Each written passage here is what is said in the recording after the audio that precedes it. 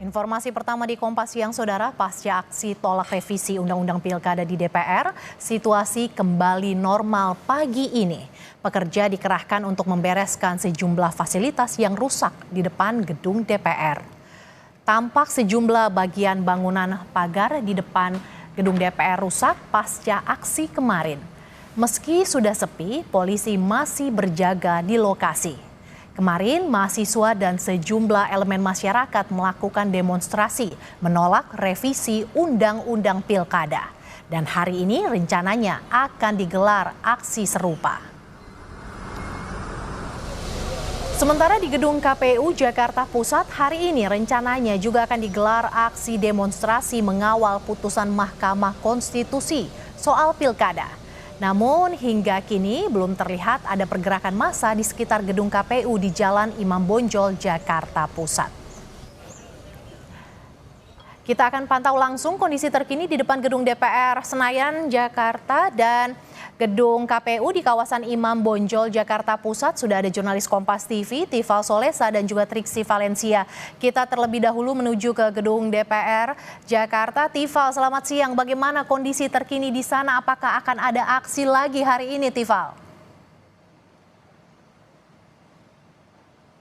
Sejauh ini yang saya pahami belum ada informasi apakah akan ada rencana unjuk rasa dengan semangat serupa seperti yang berlangsung kemarin di tanggal 22 Agustus berhubungan langsung dengan upaya revisi terhadap Undang-Undang Pemilihan Kepala Daerah dari berbagai pihak. Tapi yang sejauh ini yang saya pahami, mengingat saya berada saat ini di Gedung Nusantara II, sejauh ini Dewan Perwakilan Rakyat Republik Indonesia hanya memiliki dua agenda. Yang pertama, agenda berlangsung di Komisi 3 DPR RI, di Komisi Bidang Hukum. Ini dilangsungkan rapat kerja dengan Menteri Hukum dan HAM Supratman Andi Aktas di ruang rapat Komisi 3 DPR RI. Ini sudah berlangsung sejak pukul 9.30 waktu Indonesia bagian Barat. Dan agenda kedua adalah agenda dari Panitia Khusus atau Pansus Penyelenggaraan Ibadah Haji yang digelar seharusnya pada pukul 9.30 waktu Indonesia bagian Barat di ruang Badan Anggaran DPR RI. Namun dari konfirmasi terakhir oleh salah satu anggota Pansus DPR RI yang juga anggota Komisi 8 DPR RI fraksi Partai Kebangkitan Bangsa Marwanda Sopang, agenda Pansus untuk memeriksa sejumlah pihak dari Kementerian Agama Republik Indonesia pada hari ini dibatalkan dengan alasan dari Kementerian Agama memiliki agenda kegiatan lain atau agenda kerja lainnya. Ini menjadi agenda pertama atau kali pertama Menak tidak hadir atau absen dalam rapat yang digelar oleh Pansus Haji. Seharusnya Pansus Haji melakukan kegiatan serupa, mendengarkan keterangan dari pihak Kementerian Agama kemarin, namun tidak bisa dilangsungkan mengingat kemarin sedang berlangsung rapat paripurna yang ujung-ujungnya ditunda oleh Dewan Perwakilan Rakyat Republik Indonesia. Menyusul dari banyaknya suara-suara publik yang disampaikan dari berbagai lapisan masyarakat, mulai dari mahasiswa, kemudian kalangan figur publik, bahkan dari beberapa kalangan lainnya, bahkan akademisi ikut serta dalam demonstrasi yang berlangsung spesifiknya di Kompleks Parlemen Senayan Jakarta ini. Kemarin Sufmi Dasko Ahmad selaku Wakil Ketua DPR RI fraksi Partai Gerindra yang juga menjadi pemimpin dalam rapat paripurna kemarin ini menyatakan bahwa DPR RI memutuskan untuk membatalkan pengesahan atau pengambilan keputusan tingkat kedua untuk revisi Undang-Undang Pilkada atau revisi Undang-Undang Pemilihan Kepala Daerah seiring dengan banyaknya suara-suara atau dorongan dari publik untuk menunda atau membatalkan revisi Undang-Undang tersebut. Terlebih lagi kemarin kalau kita ingat yang terjadi di arena rapat paripurna di ruang rapat paripurna Gedung Nusantara II ini, jumlah anggota parlemen yang datang dalam rapat ini tidak sampai quorum setengah dari total 575 anggota DPR yang seharusnya ikut serta dalam rapat tersebut. Hanya 89 anggota DPR yang hadir sehingga ini tidak mencapai quorum standar untuk bisa mencapai pengambilan keputusan secara sah, sehingga kemudian ditunda pada awalnya lalu kemudian diputuskan dengan dinamika yang muncul di masyarakat di beberapa daerah. DPR akhirnya memutuskan untuk tidak melanjutkan pengesahan terhadap RUU Pilkada ini ke tingkat kedua atau tingkat rapat paripurna. Dan pada ujungnya Dasko juga sudah menegaskan kembali kemarin dalam keterangan persnya kepada wartawan pada Kamis malam bahwa aturan yang berlaku untuk pendaftaran calon kepala daerah dari partai politik dan gabungan partai politik ini menyesuaikan dengan putusan yang dikeluarkan oleh Mahkamah Konstitusi Republik Indonesia untuk dua hal. Pertama, berkaitan dengan syarat parpol dan gabungan partai politik yang bisa mengusung kandidat, dan yang kedua adalah syarat usia atau syarat minimal usia bagi calon kepala daerah untuk ikut serta dalam pemilihan kepala daerah, baik itu di level pemilihan gubernur, pemilihan wali kota maupun juga pemilihan bupati. Untuk dinamika yang berlangsung sejauh ini di DPR yang saya lihat masih terbilang cukup sepi kegiatannya, hanya ada dua itu, mengingat dia biasanya untuk kegiatan DPR di setiap hari Jumat adalah agenda-agenda fraksi, sehingga tidak banyak agenda rapat yang berlangsung hingga saat ini, dan ini masih akan saya cermati di Kompleks Parlemen Senayan Jakarta. Merci. Dari gedung DPR kita menuju ke gedung KPU Jakarta Pusat. Sudah ada Triksi Valencia di sana. Triksi, setelah DPR membatalkan revisi Undang-Undang Pilkada dan KPU pastikan mengikuti putusan MK, bagaimana nantinya PKPU untuk Pilkada 2024, Triksi?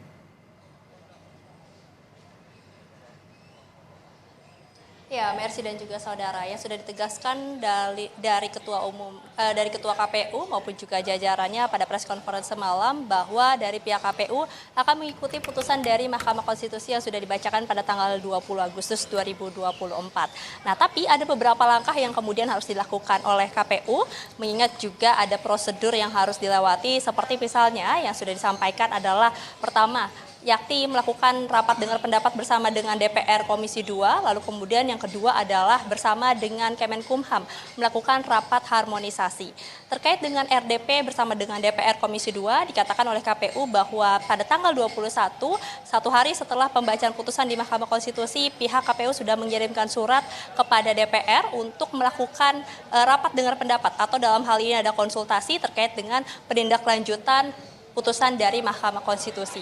Nah, tadi kami juga sudah mengkonfirmasi kepada Ketua Komisi 2 DPR RI, yakni Ahmad Doli Kurnia, yang menyebutkan bahwa betul sudah menerima undangan dan juga akan diagendakan pada hari Senin tanggal 26 Agustus 2024. Nah, berarti Mercy dan juga saudara, ini sangat mepet sekali waktunya, di mana pada tanggal 26 ini adalah satu hari menjelang pendaftaran yang akan dibuka pada tanggal 27 Agustus. Maka dari itu memang kalau melihat bagaimana tindak lanjut dari putusan Mahkamah Konstitusi, KPU memiliki waktu yang sangat singkat untuk kemudian menyusun draft, kemudian memeriksa kembali aturan-aturannya dan memberlakukan terkait dengan putusan dari Mahkamah Konstitusi. Merujuk pada putusan Mahkamah Konstitusi ada dua setidaknya yang hal penting yang akan disoroti, yakni yang pertama adalah terkait dengan ambang batas pencalonan kepala daerah, di mana dari Mahkamah Konstitusi ini menghapuskan 25% dari DPRD, lalu kemudian juga 20% dari suara sah pemilihan anggota legislatif di daerah umum setempat. Maka dari itu ada kesempatan baru bagi partai yang tidak lolos di ambang batas dan juga untuk partai non-parlemen untuk bisa mengajukan calon perseorangannya. Nah, ini yang kita akan nantikan. Apakah memang ada calon-calon baru yang kemudian diajukan seperti misalnya di DKI Jakarta maupun juga di daerah-daerah lainnya yang ada indikasi melawan kota kosong ketika belum adanya perubahan dari aturan yang baru ini di aturan nomor 60 dan juga nomor 70. Nah, yang berikutnya juga yang akan menjadi sorotan adalah bagaimana penghitungan batas minimum usia pencalonan kepala daerah. Nah, kalau dikatakan dari Mahkamah Konstitusi ini menegaskan kembali bagaimana batas minimum usianya adalah pada saat KPU menetapkan dari bakal pasangan calon kepala daerah. Nah, inilah sudah harus mengikuti syarat. Jadi bukan pada saat pelantikan baru disesuaikan umurnya. Nah, itu adalah dua hal yang kemudian nanti akan dimasukkan dalam PKPU. Tapi tentu kita akan melihat bagaimana RDP pada hari Senin dan juga rapat harmonisasi dengan Kemenkumham untuk membuat PKPU yang akan diterapkan pada tanggal 27 Agustus mendatang. Merci. Triksi, untuk memastikan KPU mengikuti putusan MK, apakah akan ada aksi lanjutan hari ini di sana, Triksi? Ya, betul sekali. Mengawal putusan Mahkamah Konstitusi, ini ada beberapa aksi yang rencananya akan dilakukan pada hari ini. Tadi kami mendapatkan informasi dari Kapolsek Menteng, yakni akan ada 3 aksi setidaknya yang akan berlangsung. Kalau dari informasi sebenarnya dari pukul 10 pagi, tapi kalau kami melihat belum ada masa yang hadir di tempat ini.